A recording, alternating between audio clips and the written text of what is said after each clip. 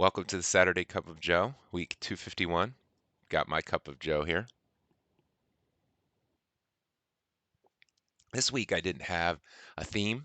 You know, I think a lot about future of housing, innovation, tech, the future of work, the future of everything.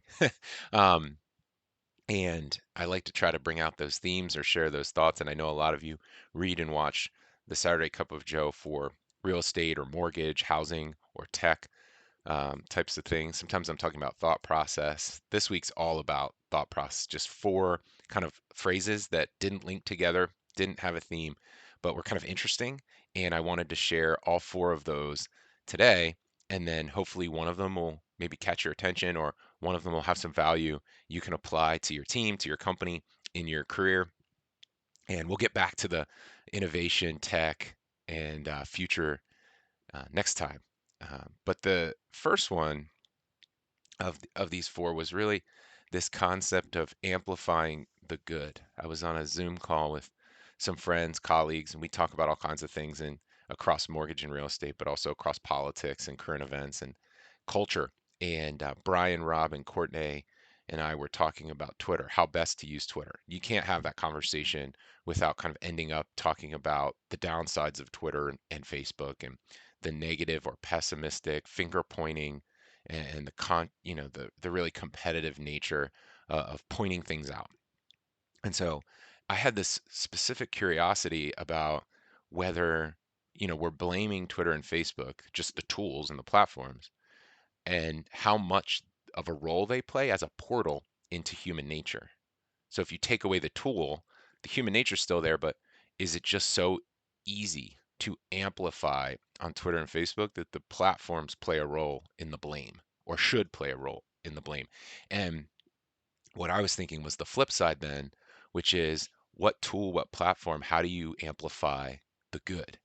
And this is a somewhat hard concept because I'm using good pretty broadly, right? There's feeds out there on, say, Instagram, which is slightly different than Twitter and Facebook, but let's use it as an example. There's a Instagram feed called Tank Good News, which tries to do positive news stories, positive stories from around the world.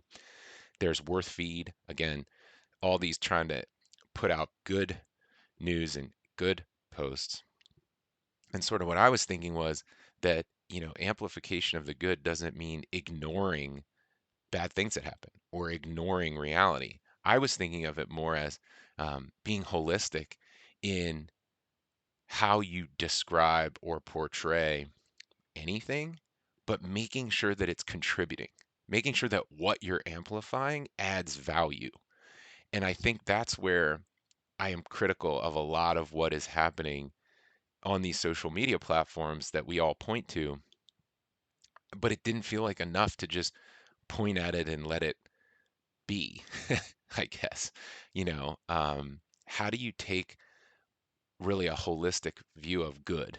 And good can mean those deep, amazing experiences, and it can mean the positive, uplifting things that are happening all around us all day, every day as well. One of my best friends, Dana, and her friend Mira have started grief chats on Instagram and YouTube, and I link to it if you want to check it out. And their tagline is, grief is hard. Let's talk about it. And I think it may sound a little, you know, weird to say grieve well. Let's help each other grieve well. But that's part of good, amplifying the good as well. There's courage and inspiration in recognizing what comes out of reality, what comes out of painful situations. So, you know, there's no solution here, there's no conclusion here. It's just wanted to share that I'm going to be thinking a lot about amplifying the good, continuing to do so, but also finding ways to maybe make it easier for people or celebrate it. And I don't know what that'll spark, but hopefully sharing it is thought provoking.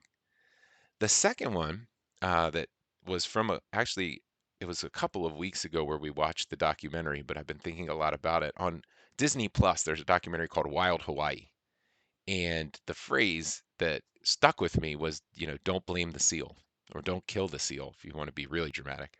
But the documentary tells the story of Hawaii, all the different ecosystems, all the different life, all the different things happening around the islands.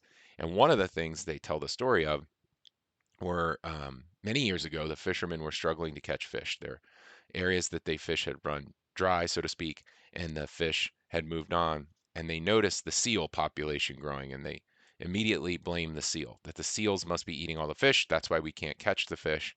And so that justified killing the seals, running the seals off. And over time, the seal became rare and even threatened because of the fear of the fishermen. So enter scientists. Scientists strap cameras on the seals and say, like, let's get to the bottom of this with data. The seal, they retrieve the video. This turns out the seal is not eating or fishing the areas that the fishermen are fishing, and that the seals eat less than 25 pounds of fish a day. And so, number of seals that they calculated, that amount of fish would not threaten what the fishermen needed. And so it was a really interesting story, I thought, because there was this irrational belief, not based on data, just simply based on perception, what we see, that the seal was this threat. And then it justified some serious behavior, right? Some serious action was taken. And so I was trying to come up with, my conclusion wasn't some uh, big conclusion on human nature or irrationality, although I think there's a lot of behavioral economics, in there. But it was more just like the power of video, honestly, the power of getting the data in a visual format, and then showing people, showing the other party or showing the other side what is possible. And so next time you run into something, don't underestimate the power of the video. And also don't blame the seal. Don't kill the seal until you've gathered the data and seen the video. But not to be too dramatic here, but I thought that that was a really interesting way to think about when confronted with a problem. Don't blame the seal, and how do you use data, or how do you use video? In fact, the the third thing that came up was sort of in that answer well mentality that I love to talk about and write about. Answer well my thought process for responding to a challenge or responding to an obstacle. How am I going to answer well to this email or what have you? This week, someone said to me, "Are you prepared to weather it well?" And I thought weather well was just enough of an odd way of saying it. Um, weather well in this a moment ago I said grieve well. Dana is helping people grieve well.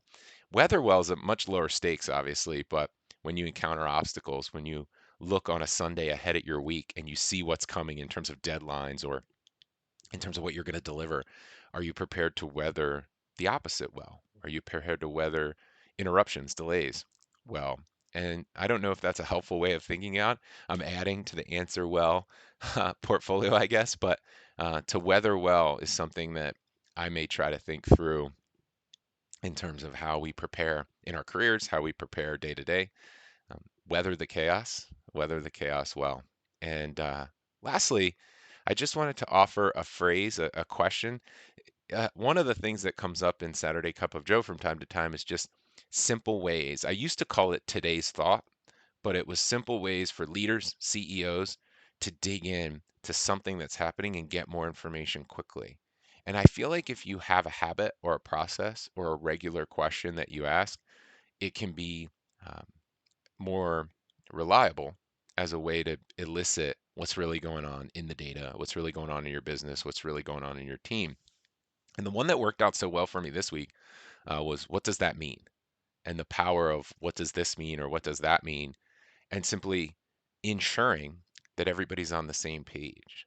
I found myself at the beginning or the end of meetings like saying that that was the goal. The goal is to get on the same page, or are we all on the same page? The only way to ensure that is to ask pretty specifically along the way, you know, what does the use of this word or the use of this mean here? Ensuring that the definitions of things are the same in everybody's mind. You can also ask it in, what does that mean to you? What does this mean to you? And breaking down those assumptions, breaking down the subjectivity to ensure clarity. Dan Gilbert likes to say nothing clarifies like clarity.